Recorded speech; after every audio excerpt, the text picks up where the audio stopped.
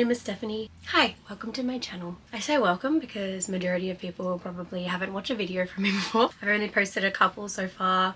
My goal was to post once every week, but I've discovered it's actually quite difficult to do that, and I really applaud people who have a life and also YouTube on the side. Today I want to talk about all the books that I've read so far in 2023. Not a whole lot, but honestly a lot more than previous years. Maybe not last year, but before that I went through a real lull in the amount of books that I was reading. I used to go through them so quickly in my teens, but then now, you know, life gets in the way, stuff like that. I'm going to be answering the questions that Fun Fantasy Books answered in their video. I'm not 100% sure if it's like the official mid-year freakout tag or just something that they created themselves, but I really liked the questions that they answered, so I'm going to be answering those. First question is best book you've read so far in 2023, and I'd have to say my favorite book of 2023 is definitely Bunny by Mona Award. I read this one a couple of months ago and I was really surprised how much I liked it. I was really afraid at first to read it because a few of my favorite YouTubers really love this book and I just really wanted to also love it. I tried to keep my expectations low, but I honestly had really high expectations for this and they really just like blew it out of the water for me. I wasn't expecting this book to be what it was. I think like I don't really read horror. I don't really like fever dreamy horror kind of narratives. I like there to be sense. This book was just on a whole other level. I am studying writing, I think because I'm in the world of writing and editing. I'm in that industry. It is so very clear that Mona Award has also been in that industry herself. Just about all the themes, all the undercurrents throughout this book. And I understand when people say they don't really like it because I can understand like just the main surface level plot is probably not something I would really read a book for either, to be honest. But the undercurrent of everything else through this book is like a masterclass in how to create a narrative and a story. So we follow the main character Samantha and she is studying at like a prestigious school and she's studying creative writing. So it's about the creative writing world. There's a lot of commentary on how women are seen by other women, how they're perceived, what women should look like, how women should act, and the stereotypes that are looked down upon in women. She's in class with some women who are also studying creative writing. They're very like your typical girly type of women, very cutesy and touchy-feely with each other and are always praised on their work by the teachers and lecturers that they're doing just amazing work, and the main character kind of sees them as people who are like stepping into maybe spaces where they shouldn't when they're writing and things like that, but also in the sense that they're being praised when the main character Samantha believes that they're really not good at their craft, like they're not really that good at writing, they're not really that good at creating. There's that part of it, and then there's also the fact that just the way they act in general, like they really lean into all the stereotypes of how women are perceived as acting and talking and how society thinks they should dress and everything. And Samantha herself, that trope of the woman hating woman, she's hating these women because of how they fit into these stereotypes so much. There are these other things that happen where you think that these women, the really cutesy women, they call themselves the bunny, that they're actually nasty women and they really think they're above everyone else. But when you read a lot closer, you see that that's not always the case. A lot of those instances are potentially due to an unreliable narrator who is just putting these words in their mouths. Anyway, there's a lot of other stuff that happens. Anyway, I really should, to be honest. I want to film a whole video like solely on this book. I feel like I could literally rant and rant. I feel like I have already and I'm probably gonna cut a lot of it out. My point is, I felt like it was such a masterclass on weaving an overarching story that at first seems very just like thrillery, fever dreamy, not really making sense, something that it's like, okay, but what was the ending? Weaving that in with the undercurrent of so much commentary about society, about how women are perceived, about how men are treated, about how, you know, rich white women are treated. Okay, Next one. Best sequel I've read all year. To be honest, I've read 2. So it's a choice between 2. It's a choice between the Mindfuck series by St. Abbey and This Winter by Alice Oseman.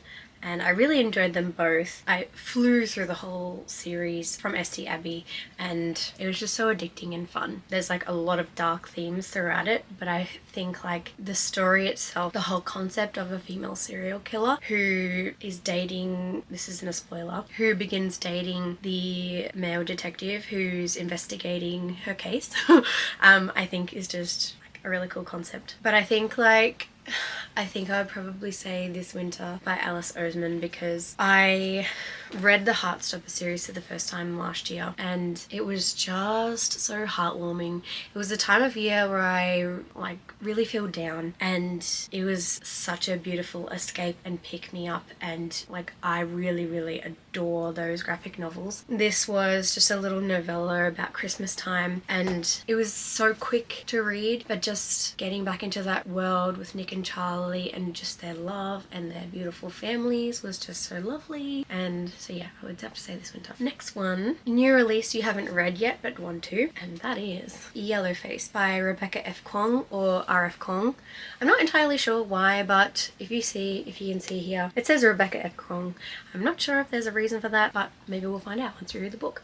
I have heard literally nothing but amazing things about this book. I think the concept is really clever, and I have heard people say that it's actually quite uncomfortable to read, so I think I'm putting it off until I am in the headspace to want to delve into that world. Like I said, like I'm in the writing and editing industry, and the fact it just goes hand in hand with the publishing industry, and the fact that this is about that I think is just like, it's quite a hot topic at the moment. Stealing people's work, people using pen names that don't accurately represent them, I think is an issue that really does need to be talked about. And I think a lot of people are thinking that issues as serious as this book covers is something that can kind of be brushed under the rug and you can just continue your career like nothing happened. I think that people do need to be held accountable for those kinds of actions.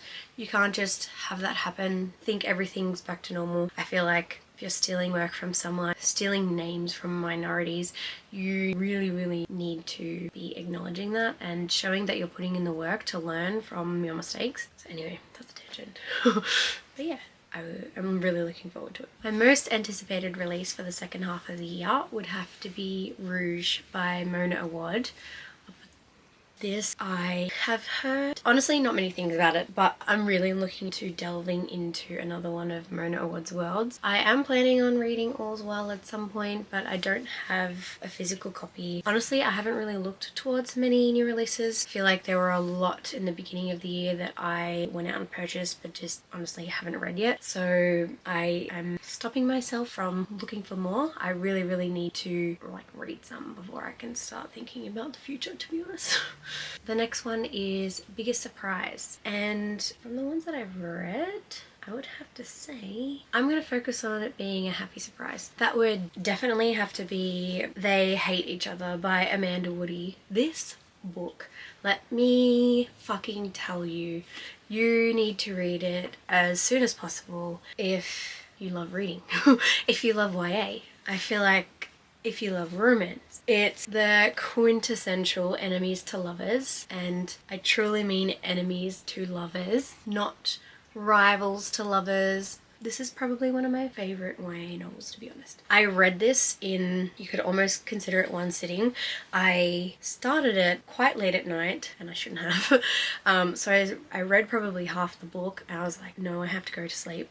And I woke up and I continued reading, and I finished it in less than 24 hours. I was addicted. So this follows Jonah and Dylan, and they are, on the cover here, that's Dylan. That's Jonah. They hate each other. Jonah Collins and Dylan Ramirez hate each other. Jonah views Dylan as a spoiled, arrogant golden boy, whilst Dylan thinks Jonah is an attention-seeking show-off who never shuts his mouth. Their friends are convinced Jonah and Dylan's mutual disdain is just a thinly veiled lust, a rumour that surges like wildfire when they wake up together in one bed after homecoming. Horrified, the pair agree to use the faux pas to their advantage.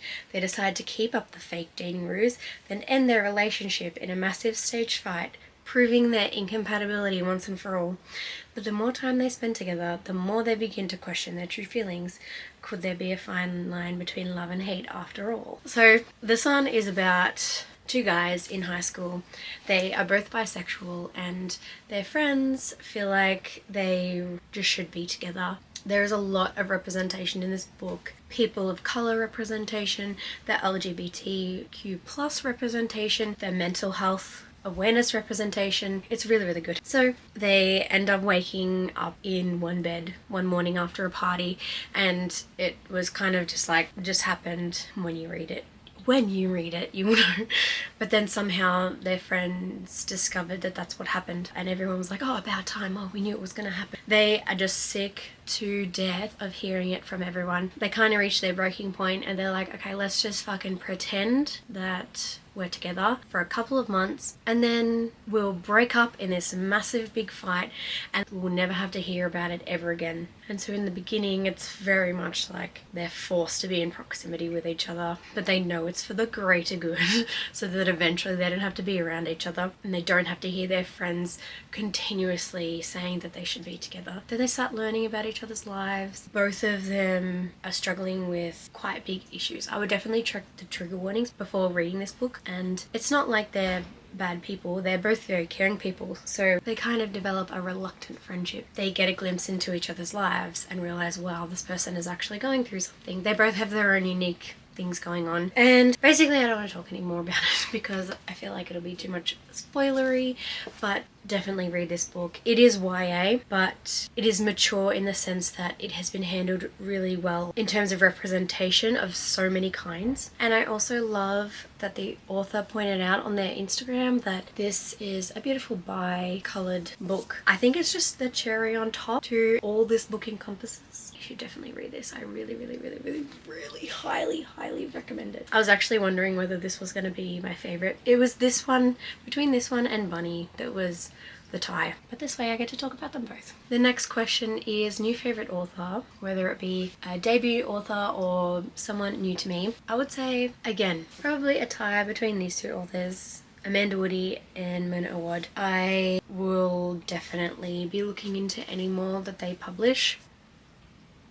The next question is newest fictional crush, and to be honest, this is something about me where I don't really crush on fictional characters. I don't know. It's very rare if I'm crushing on a fictional character, to be honest.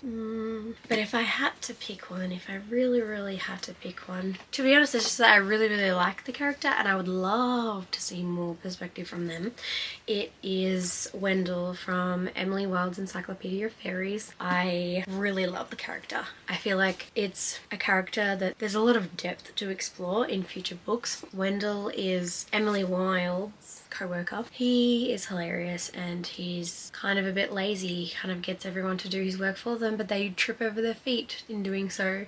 He's just really funny. He puts up with Emily with such hilarity. It's really funny. I honestly wish the rest of these books could be written from his perspective. There are spoilers I could talk about as to why I also like him a lot, but I don't want to ruin this book for anyone who just deciding to read it. So the next question is a book that made you cry, and there are quite a few, to be honest. I feel like majority of books make me cry. There's a couple that I want to talk about. This one I sobbed multiple times through, so this one, but that one doesn't count. That is Tell Me Again by Amy Thunig. This is a memoir told from Amy Thunig's point of view. She's a First Nations person. This is told in small short stories about her life. You can basically flip to any chapter and read it, and it's kind of contained in it of itself, but then you can also just read the whole book. You can read these chapters in any order that you'd like to. It is a really impactful memoir. There's a lot packed into this. Amy talks about her life as a First Nations person, as a woman, as a queer woman, as a mother, as a daughter, character of parents who struggle with addiction. There's just lots of facets to this book. I would definitely check out the trigger warnings if you decide to read this one. She definitely went through a lot, and that is why I did cry in this one. It's really such an honest and open memoir, and I particularly like the commentary about what she's experienced growing up in Australia as a First Nations person, and how the industry that she works in has treated her because of that, even in the smallest ways. It's really quite illuminating that this stuff happened and still happens. I think it's a really worthwhile read. Definitely recommend, as if you were to pick up a memoir, definitely this one. The next one is Books That Made You Happy. And which one? I would have to say this one, which is The Witch and the Vampire by Francesca Flores. This was the last book I read. I just loved the concept. It's about two women. One is a witch and one was turned into a vampire. In this world, witches, they were both friends growing up. There was hints of a romance budding, but then Ava was turned into a vampire and hidden away, so they never got to explore what that could be. They go on a journey together. I feel like it's best to go into this story without knowing much. I feel like there are issues with this book in terms of editing, but the reason I read it so quickly and what kept me going was basically just the concept of the story. I really love it. Two women think they need to hate each other but really harbour feelings for each other, and it's about their journey supporting each other, and it was really sweet. The next one is The Most Beautiful Book You've Bought This Year or Received, and I've honestly bought a lot of beautiful books this year because I've unfortunately been buying a lot of books. This one, I think.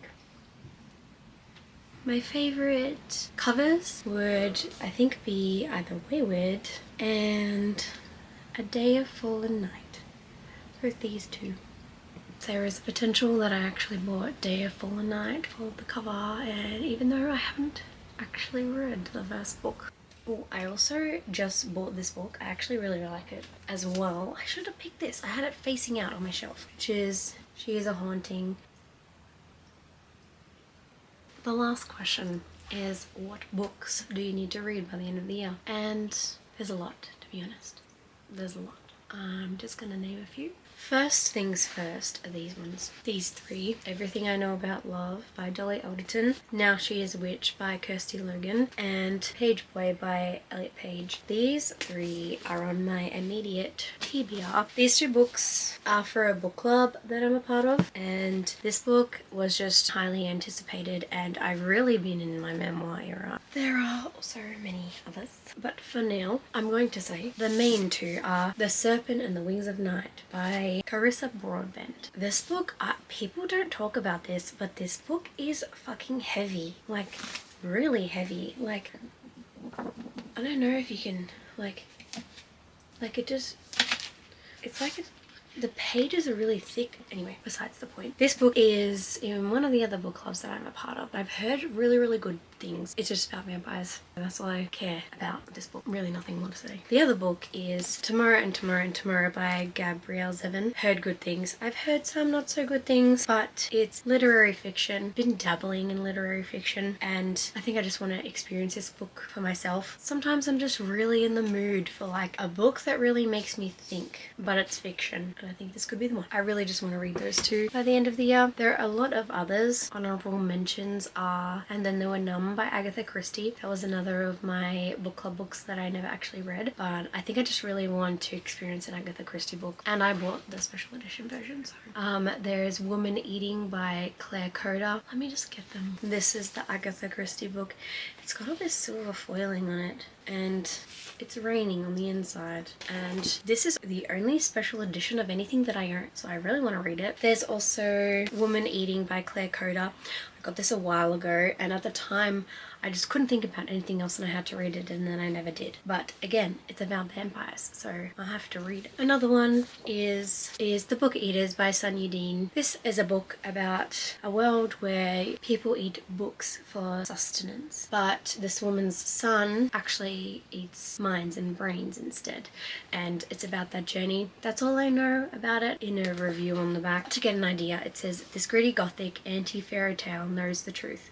Love will make a villain out of anyone." So looking forward to this, and I have been for a while. I just haven't read it. It's just one of those time things. I usually have a backlog of book club books that I want to read, and then books that I want to read for my own personal reading journey. Let me show the stack.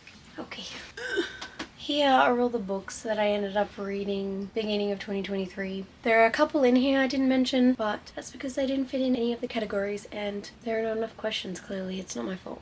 There's a couple here that I didn't put in because I read on my Kindle and I don't have a physical copy. These two were Nanny for the Neighbours by Lily Gold and the one that I mentioned, the Mindfuck series by St. Abbey. So yeah, thank you so much for watching. If you stuck it out this far, I really hope you did. That would be nice. I'll put my Instagram handle down below. I post pictures of my cats and of my books, and I also review books there too. Really, thank you so much for watching. Bye.